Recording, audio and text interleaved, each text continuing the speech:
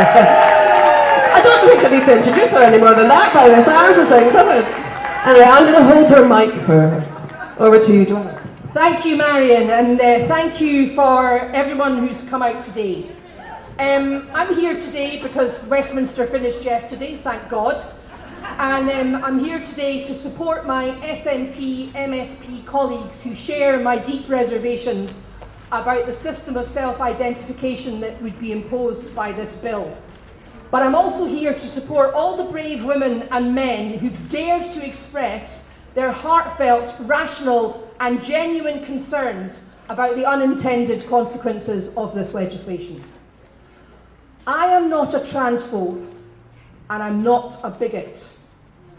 I'm a human rights lawyer who knows that human rights are universal and that sometimes rights conflict, and when that happens, we have to have a civilized discussion about how we all rub along together.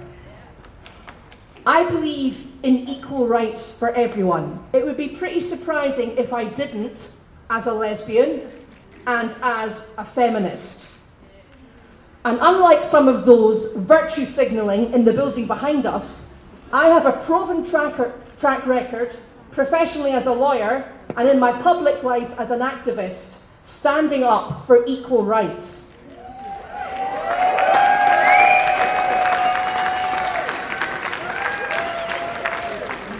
When I was a bit younger than I am now, I fought against the homophobia of Section 28, while some of the leading politicians in the building behind me were sitting on the fence. So, I will take no lectures about equality or human rights. It has been said repeatedly, including by the First Minister, that this bill gives no new rights to trans people. And she's actually right about that. What the bill does is it gives new rights to everyone so that anyone can self-identify into the opposite sex with minimal safeguards. And what those of us who've worked with the survivors of sex abuse and violent abuse, know that some predatory men will take advantage of this to get access to vulnerable women. Now, the Scottish National Party, of which I am a member, our manifesto for the elections last year promised to reform the Gender Recognition Act so that it would make it easier for trans people to get a gender recognition certificate. And I don't have a difficulty with that. My difficulty is with legislation which allows anyone to self-identify into the opposite category. And my particular difficulty is because of insufficient safeguards. Now, like many of you, I was dismayed and appalled last night when amendments designed to prevent rapists and sexual predators from having access to self-ID were defeated in the building behind me. How can that be?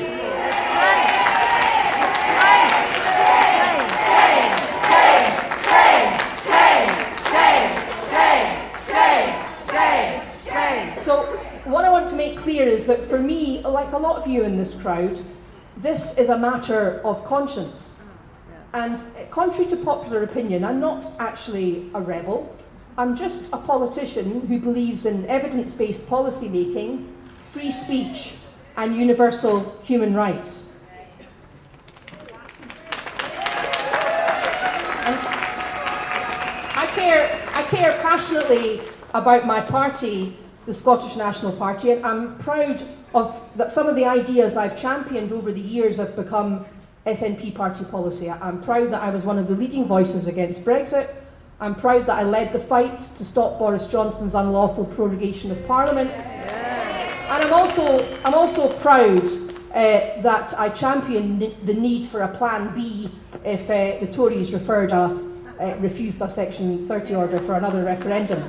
But I can't support this bill because my party has never voted at conference for a system of self-identification, and it is not what was promised in the manifesto. Now, Like many of you, I listened to the United Nations Special Rapporteur on Violence Against Women and Girls give her evidence to the committee on Monday evening. And I very much agreed with her when she said that this is not about culture wars, it's about bad legislation. Last week's court judgment by Lady Haldane made it very clear that this legislation will impact on the rights of women, and it will also impact on lesbian and gay people, and the rights of women and the rights of same-sex attracted people are protected in the Equality Act. So are the rights of transgender people, and that's as it should be. But I repeat that sometimes, this is basic law, basic undergraduate law, sometimes rights conflict, and when they conflict, we have to find a way to work it out so that no one group triumphs. So I think we need a delay in this bill, and we need a delay to look at the implications of Lady Haldane's decision. We need a delay to properly consider what the UN Special Rapporteur on Violence Against Women and Girls said. And we also need a delay for the committee dealing with this bill to listen to the survivors of sexual violence whom they've so far refused to listen to.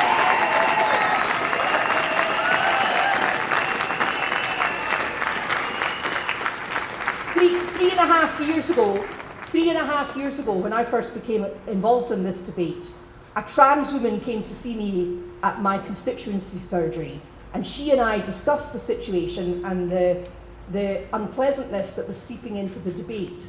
And we wrote jointly to the Scottish Government suggesting that a citizens' assembly should be held to discuss how best to reform the Gender Recognition Act, because we felt that that would be a forum where all voices could be heard and where some consensus could be achieved. Now, there's still time to do this. The Parliament behind me has passed the necessary legislation to hold citizens' assemblies, and I think that's what should be done if the legislation were to be paused. And what I would say to people in the building behind me and to my colleagues in the SNP is this: it's not a climb down to pause. It's not a climb down to make sure that this legislation works better for everyone. And it's not a climb down to acknowledge the serious problems thrown up by the legislation and to try to find a way to fix them. Scotland is not supposed to be a winner-takes-all, first past the post, my way or the highway society.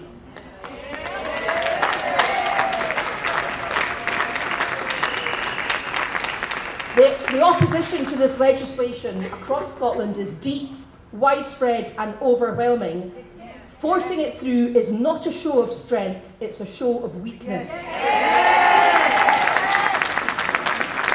But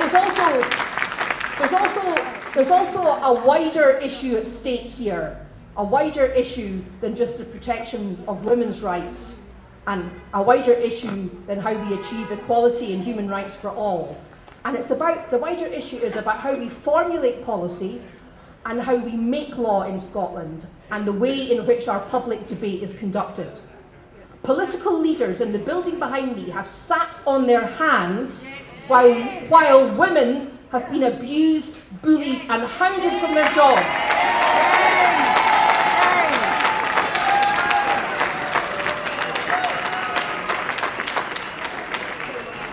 And the reason they've been abused, bullied and hounded from their jobs is because they don't agree with extreme gender identity ideology. Some women have even faced the threat of criminal charges for speaking out. Last week, a mob prevented the showing of a film where feminists and lesbians talked about their struggle in the face of this ideology. And last night, in the building behind me, decent, ordinary female citizens of this country were threatened with arrest in the public gallery.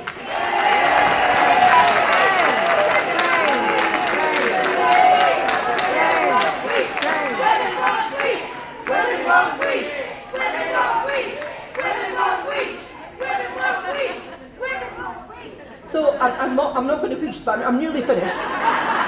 What I want to say about that is, this is not my Scotland. And this is not the Scotland I came into politics to create. Whether you are a nationalist or whether you're a unionist, we all want a better country. And the way to do that is to legislate well after a civilised debate in which all voices are heard and voices are not threatened and silenced by smears and threats. So I repeat, there is still time, and I know the MSPs in the building behind us are going to be there for a while tonight. There's still time to reset the dial on this, and I'm calling for MSPs to do that. Not to vote the bill down, but to delay and go back to the drawing board. Now, many of us here today are wearing the suffragette colours, and incidentally, those colours belong to all women.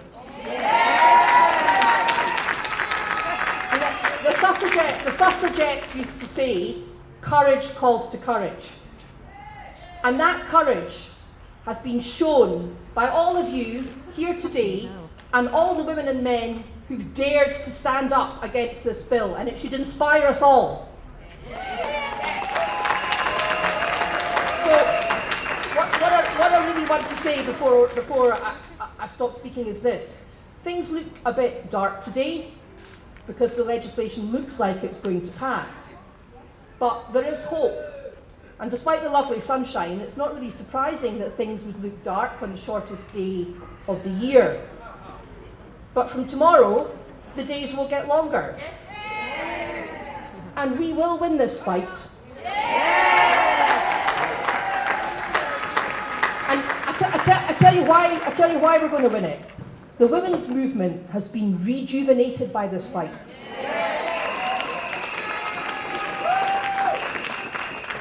So has the gay rights movement. Lesbians, like myself, gays and bisexual people who thought we were being erased from our own struggle and erased from our own history have found our voice again. And there are many wonderful grassroots organisations like For Women Scotland standing here beside me.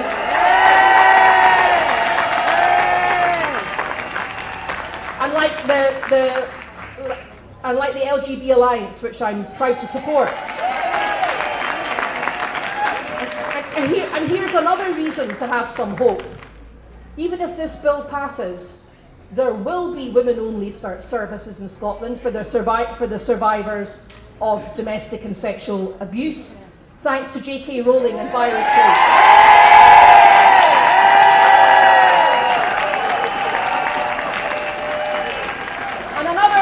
Another really good thing that has come out of this struggle is that women have made common cause across party lines. And one of the things I really wanted to happen after the independence referendum, and obviously I was on the losing side, but particularly as a woman of the left, I wanted to be able to make common cause with my Labour Party sisters.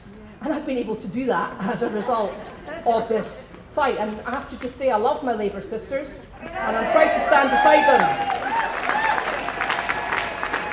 Also, much to my surprise, I've found that I've got more time than I thought I ever would have for some Tories.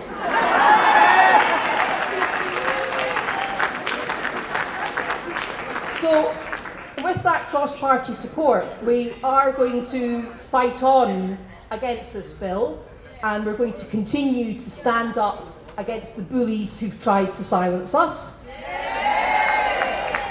And we're going to remember that we're not alone.